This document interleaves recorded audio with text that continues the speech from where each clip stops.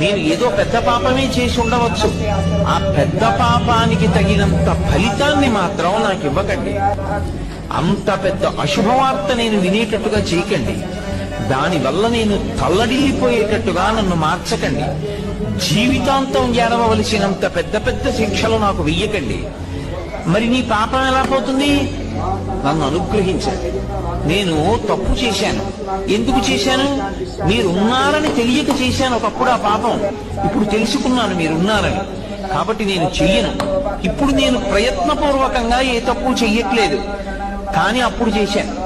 ఈశ్వర, మీరు నన్ను మన్నించి ఆ పాపము యొక్క ఫలితాన్ని ఇచ్చేటప్పుడు బహు తక్కువ చేసి ఇవ్వండి. నేను భరించగలిగేలా ఇవ్వండి తప్ప నేను భరించలేనంత దుఃఖాన్ని నాకు ఇవ్వకండి. ఇది నోటితో అడగక్కర్లేదు. ఈశ్వరుణ్ణి ప్రార్థన చేస్తాడు. వాడొకడు ఉన్నాడన్న నమ్మకం